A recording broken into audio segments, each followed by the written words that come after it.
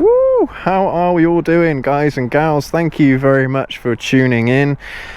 Now, we broke 200 subscribers recently, and I just want to give a massive thank you out to all of you that have subscribed, liked and commented on the videos, engaged with the content.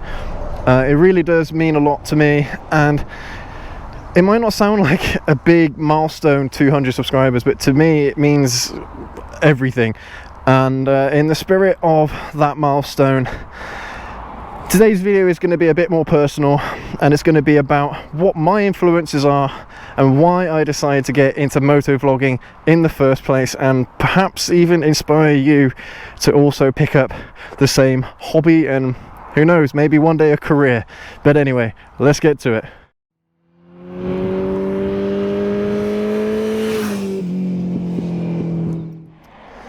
So yeah, as mentioned in the intro, today is going to be about why I got into motovlogging, and to be perfectly honest, a lot of it is to do with this motorcycle right here. We're going to go into a bit more detail about why that is, but we'll jump on the bike, we'll go out for a ride, and yeah, we will talk about it further. I mean, she is a wonderful machine. Like, the funny thing is that one of our most popular videos on the channel is 6 reasons why you should not buy one of these things. But oh, this ZZR1400 is a godsend. It's so nice. Alrighty, let's make it a bit fruity. Let's turn off traction control.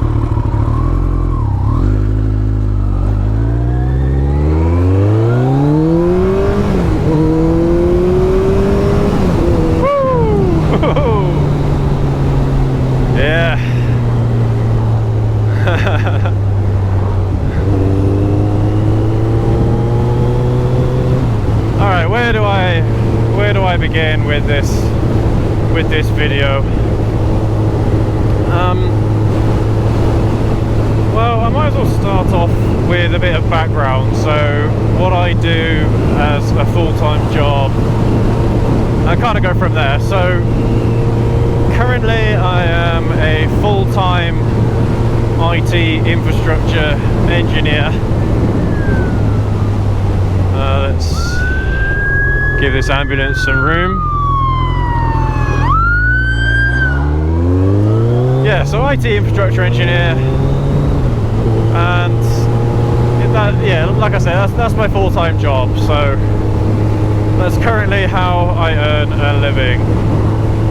And the funny thing was that I managed to get into that line of work because of my hobbies. I had an interest in computers and an interest in technology, and it started off with me building my own computers mainly for gaming, but then I learned more skills like networking, and I just started to get far more in depth with technology and how it all works and things like that. And from there I managed to get myself an IT support role, and kind of the rest is history, I suppose. But so that is what I am currently doing full time, but that is not what I want to do full time. This is what I want to do full time. Oh, man, it never gets old. Yeah, I absolutely love this hobby, and I'm hoping to do the exact same thing that I did with my full-time job currently with this, try and turn a hobby into a career. And so I think I've mentioned before that I've been riding motorcycles for is it 11, 12 years now? Something like that. And I've also mentioned the ER6F that I used to have, and it was my first so-called big bike. Which obviously, as you get more experience, you start to understand that a bike like an ER6 is more of a beginner motorcycle. So I think I actually did a good job picking the right motorcycle for my skill level. I think I'd only been riding for well, it would have been 3 to 4 years I would have been riding at that point before I got the ER6. And yeah, so that kind of it got me into the motorcycling scene to begin with. Now, I had that motorcycle for 9-8 years. I had that bike for a long time, and there was a problem where not a problem with the bike. The ER6 ran perfectly, and it still did even when I sold it last year. In fact, it was this time last year actually is when I bought this monster right here. Yeah, I ran into a bit of a problem where I started getting bored. I was riding it for about 3 or 4 years, and I got bored, and I stopped riding for I think a year and a half, something like that. And the poor bike just sat in our garage for during that time. And I don't know why I stopped riding it. There was no reason. It wasn't like I couldn't afford to keep running it or something. I don't know. I legitimately don't know why I stopped riding. But then I got a little spark, and I decided to jump back on it. And then literally as soon as I jumped on it that first day, I rode it every single day after that. I don't know what happened, I don't know what clicked, but I just missed it. I missed riding. And then so I rode that bike for another 2 to 3 years, and that's when I decided that I had to get another motorcycle. And I might have been going through that same process again of getting bored of the ER6, even though it's a fantastic bike, it's really comfortable. To be honest, I kind of wish I started off the channel when I did have the ER6, because I could have done a review on it and gone into a lot more detail about it, and also kind of as a memory to myself, so I can reminisce in the experiences that I had on that motorcycle, because I did have a lot of adventures on it, and I learned so much about riding motorcycles on that one bike. But yeah, anyway, so I started getting bored of it, and or at least I think so. I don't know. I literally can't remember. But then I bought this motorcycle. This is a Kawasaki ZZR1400. It is kind of the star of the show on this channel. It's the motorcycle that gets the most views. It's the motorcycle that that our subscribers are most interested in, I believe. And so I bought this bike. Oh, sorry, I can't help myself. Excuse me for being so juvenile. Well, that's why this bike is the star of the show, I suppose. You know, it just when it just pulls that hard. Right, anyway, let's get back on topic here. So yeah, I bought this motorcycle and I fell in love with motorcycles again.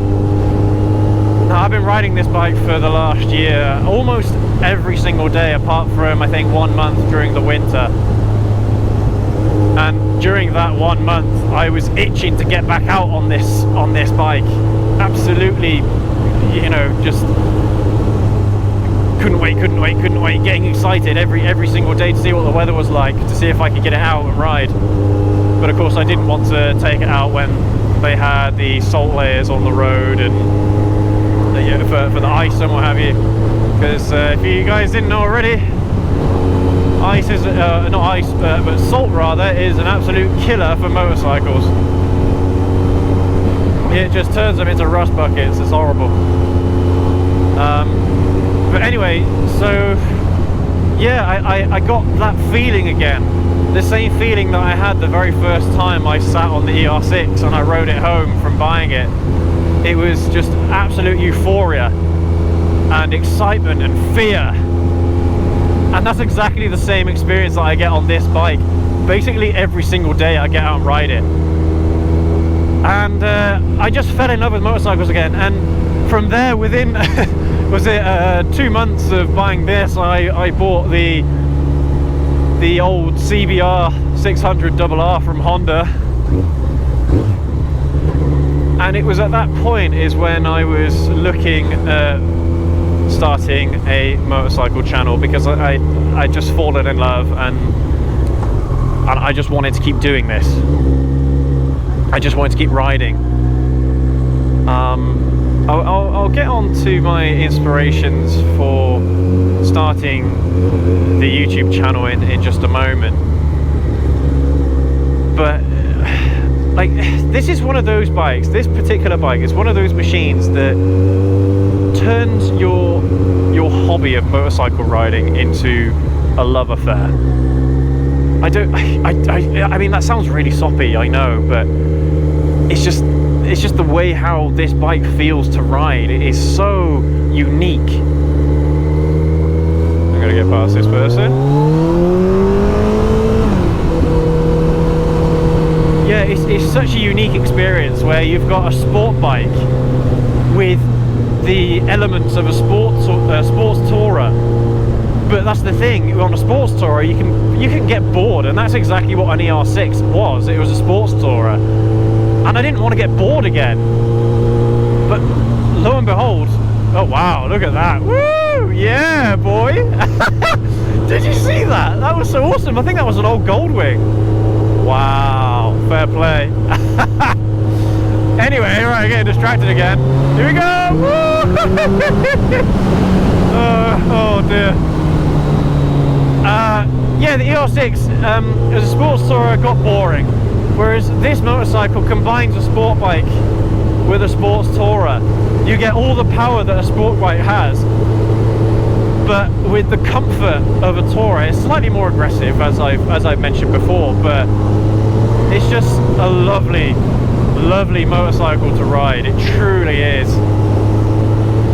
as I'm sure most of you already know, because you know, this is the motorcycle that's featured a lot on the channel, so I expect you guys to already know all that.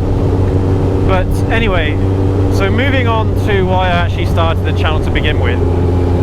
I actually started off YouTube about 5 years ago, and I ran, and I still run, a local martial arts gym.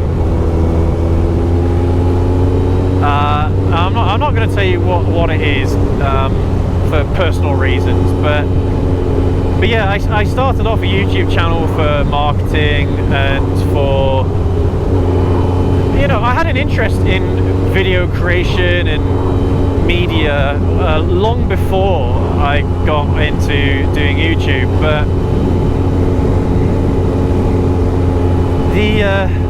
the funny thing is I got really good at it. I got really good at the video editing. But the problem is I had a harsh schedule that I wanted to try and stick to. I wanted to try and get videos done. I think it was 4 times a week, 4 video releases a week, and I do wish that I was able to stick to it, but it got too much for me, and I simply didn't have enough time to continue uploading the content that I wanted to. And but yeah, I learned a hell of a lot in camera equipment, in sound, in editing, presentation. I learned a hell of a lot whilst doing that channel, and the channel is still live, but I don't really upload to it anymore.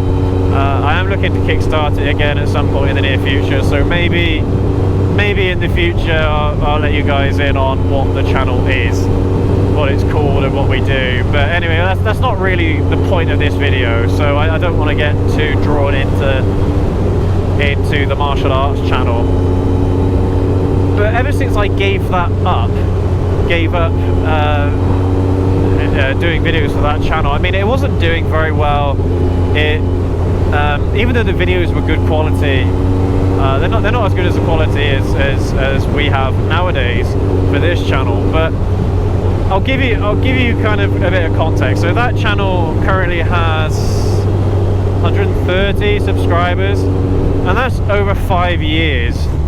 Bearing in mind that I was uploading over 2 years, 2 to 3 years I was uploading on that channel, and I think it only got to 120 subscribers whilst I was uploading regularly. Whereas in the 5 months that we've been doing GoblinRides, I've already broken 200 subscribers. But that was kind of something that I wanted to achieve. Was I wanted to make a successful YouTube channel, and because I think I had the skills. I knew what I was doing. I knew about script writing, and I knew about certain things from the experience I had with the martial arts channel. And so I wanted to give it another go, but with something else that I enjoyed even more. Not for a business marketing standpoint, but for me, my own interest, my own hobby, my own thing, basically, something just for me and my own enjoyment. And this is where this motorcycle came in. I thought this bike was so good, I wanted to review it. I wanted to review it, and I wanted to tell the world why this bike was so good. And to my surprise, there wasn't actually that much content, really, not much serious content about a ZZR1400. Even if you look at YouTube now and you search for it, you'll find loads of videos of people riding a ZX14 or a ZZR1400, but they're not, I don't know, they're not serious about it. I wanted to make something serious, something that actually gave viewers the true image of this motorcycle, why it was such a special bike. And I think I did that in the review. I think at least I think I got most of it right. There was a couple of mistakes that I made. One of them was the Olin suspension.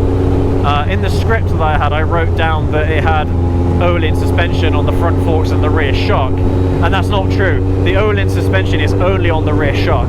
The front forks are Kawasaki official. So anyway, there are a few mistakes in there that I can't remember exactly. There might have been 1 or 2 mistakes that I made in that video, but I still think I got across kind of how special this motorcycle was. And it was at that point onwards that I realized I had an amazing motorcycle to start off a YouTube channel with, an amazing partner to launch this channel, and that's kind of how it started off. And then from there, I obviously had the CBR as well, so I wanted to do content on the CBR, mainly kind of training videos almost about how to ride motorcycles, or how to ride bigger motorcycles, because that CBR is not it's no joke. That motorcycle might only have 600 or 599 cc of displacement, but it is no slouch whatsoever. It is a fast motorcycle and dangerous as well. You think a 600, because think about it from a news perspective. I was 19 years old when I got my ER6, and it was a 650cc motorcycle, and I was like, yeah, I want a 650cc. And I was lucky that I got onto that motorcycle instead of getting on something like a 600 sport bike, a 600 Super Sport, because that thing is, the 600s are insanely quick. Double the power of something like an ER6. And from that standpoint, I wanted to educate people on why 600s are so ridiculously fast and why they're such good performing motorcycles. But it wasn't like this bike. It wasn't like the ZZR1400.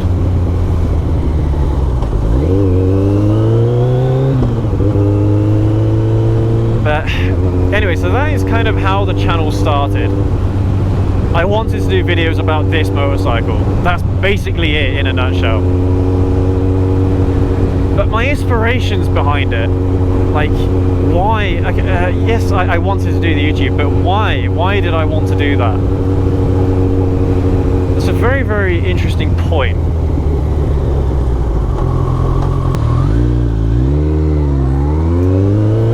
And it all kind of dovetails together into what I'm doing now, in the sense that well, I'll tell you what I mean. So perhaps my biggest inspiration for launching or getting involved with YouTube is Linus Tech Tips.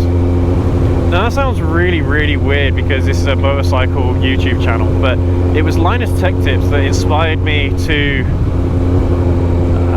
work on computers, to work with computers, to learn about technology. And it was that same inspiration that got me wanting to launch a YouTube channel of my own with the martial arts channel. And with the experience that I'd gained from working with computers, I was able to build my own home's network infrastructure. I knew how to build servers, or I learned how to build servers, and a lot of these skills I was able to use in building a computer that's good for editing, you know, an editing rig.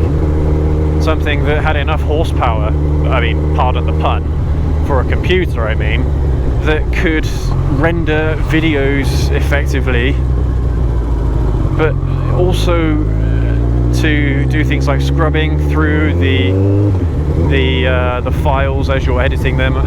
You might not know what those terms mean, but you need a pretty beefy machine to do video editing.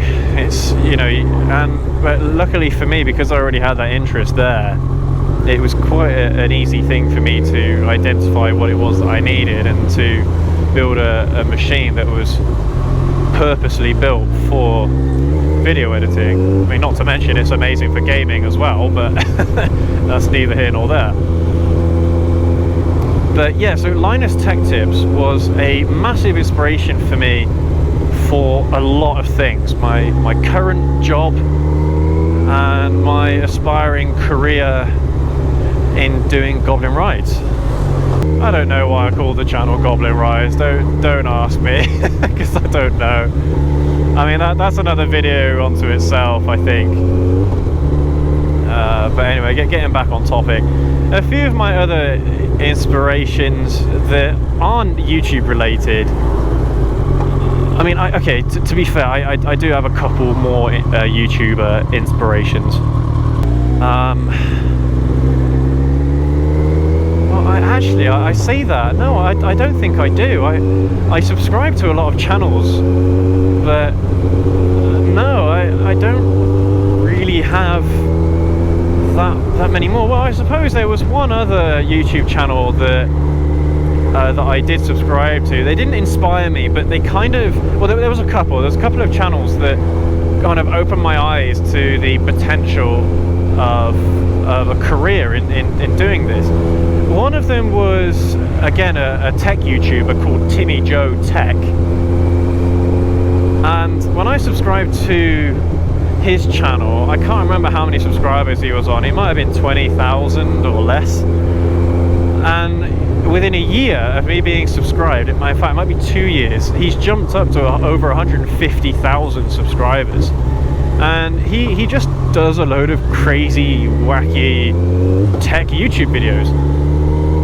But there was another YouTube channel actually that I haven't watched recently, but it's called Motovlog, and it's a guy in the States that, again, basically started off, well, he started off as a used car salesman, and I kind of watched a few videos about his bio and where he started and what have you. And one of his videos, he was saying how he started off as a used car salesman. He wanted to use YouTube to try and sell more cars, so he would kind of make videos of the cars and post them up on YouTube in the hope that someone would buy them as a result of the videos. But from that, he actually did some more serious content, and within, I think it was a year, maybe it was within a year and a half, 2 years, he got enough subscribers and enough viewers to actually start earning some money out of it. And in the end, he made a career out of it. But he's only got 150,000 subscribers, I think, or something like that. So again, he's not a massive channel by any means. But these are the kinds of people that made me realize that I can make something of myself doing what I love, and that is riding motorcycles. But I'll move on quickly to my non-YouTube inspirations, and I've got a few, and for various reasons. So I am a nerd for technology and computers and all that stuff. But I'm also a nerd for science. Like, one of my all-time favorite inspirations or inspiring people is Stephen Hawking, the late Stephen Hawking. I mean, this was a guy who somehow became, well no, I say somehow, but no, he is, or was, one of the greatest scientific minds of all time, alongside the likes of Einstein, Isaac Newton. Stephen Hawking is amongst those people in terms of how revolutionary his work was. And he was doing all this work in a wheelchair. He couldn't talk. He had, was it muscular dystrophy? Something like that? I'm not sure. I'm not sure exactly what his condition was. But he was told by doctors that he wouldn't live past 30 years old. And this guy lived until his 70s, mid-70s. It might be in the late 70s. I can't remember exactly how old he was when he passed away. But this man, no matter what life threw at him, he was absolutely determined to make his work change the world. And like, I don't know, for me, a man like that is like God tier human. Literally God tier human.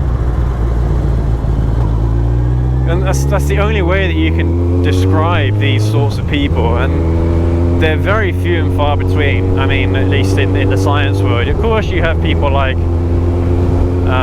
deGrasse Tyson, who obviously is a very well-known physicist, and again, he's an inspiration for a lot of people around the world, and he does a lot of good work.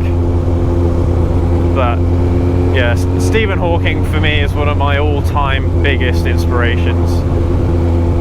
It's a bit sad. I would have loved to have met him in person, but obviously, you know, he was a rock star. You know, he's been a rock star for the past 30-40 years.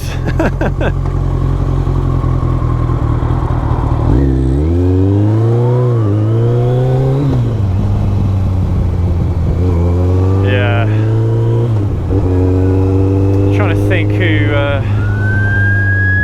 I am into my sports, and I suppose people like Muhammad Ali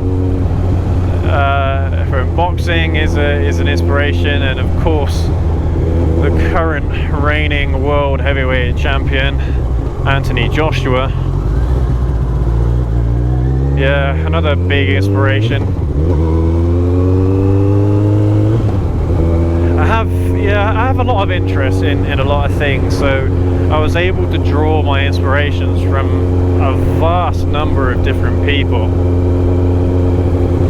And I'm sorry if this video has gone on for quite a long time. I didn't intend it to be a long video, but I did want to make sure that I got everything across to you, the viewers, the subscribers. And the thing is, I'm appealing to our viewers to help me make this into a career. If you enjoy the content that we do, if it is interesting for you, if you like the motorcycles that are featured on this channel, then, you know, please make sure to subscribe. We get so many viewers, and a fraction of those viewers actually subscribe to the channel. And I need you to subscribe right now. If you haven't subscribed yet, and you've watched a few of our videos, you smash that subscribe button right now so we can continue making this content. Because yeah, I absolutely love doing it, and it's not, for me, it's not about money or anything. I just love doing this. It would be nice to make this into a career, as everything, you know. That's kind of like the holy grail for everyone, being able to make a career out of something that you love doing. Anyway, guys and gals, I think I'm gonna end the video here, because I know I've been talking quite a lot. But I hope you've enjoyed the ride with me today, and I hope it's inspired you to pick up something like this. Like, yes, it is a steep learning curve, especially if, you know, you've never done anything like this before. But at the end of the day, it doesn't really matter how much experience you have in creating the content, or editing the content. But as long as you have a passion for something and you want to express that passion, whatever that might be, then go for it. Whatever it is. It doesn't have to be motorcycles. It could be tech, it could be poetry, it could be literature, it could be art, music, whatever it might be. Just give it a go. See how you get on with it. And yes, I'm not going to lie to you, it is going to take up some of your time. I stick to 2 video releases a week because I don't want to blow myself out with work and the martial arts gym and everything. But at the same time, it is one of those things that you have to be disciplined about. You make yourself a work schedule of when you're going to do certain things, when you're going to go out and shoot, when you're going to edit, how much time do you think it's going to cost you, and yeah, kind of see how that workflow kind of sits in your life schedule, because you know, you don't want this to become your life, everything. I mean, if you did this full time, then yeah, you'd be able to shoot and edit, and you'd have as much time as humanly possible to do this work without sacrificing any of your free time. But yeah, to start off with, you are going to have to spend extra time out of your usual working hours to do this. But I don't know, for me it's been so rewarding just having people watching the videos and engaging with the content, regardless of whether it's positive or negative. I just appreciate the feedback, and I love hearing your opinions on the videos, because I do like to touch upon pardon the pun again, touch upon some touchy subjects in some of the videos that we do, and I'm not afraid to go over those topics, because that's the point. I want to spark debate, I want to spark passion, especially if you feel negatively about that particular video, or that particular video that I did, or that particular comment that someone made about a video. I want to spark that debate, that passion. I love it. I love hearing what you guys have to say for yourselves. And also, I'm not afraid to be proved wrong either. If I say something, if someone corrects me, hey, I'm all for it. I'm more than happy to be corrected on the videos, as I want to be able to make better content for you guys. And the only way by making better content is by making mistakes. I've already made a fair few mistakes, I'm not gonna lie, but it's all in that aim of making the channel better for the viewers. So I hope that you'll all stick around for the ride, and I hope that you continue supporting supporting the channel and what we do. But anyway, that'll do for this video, guys and gals. Thank you ever so much for watching again, as always. And I will see you all in the next video. Have a good one. Woo!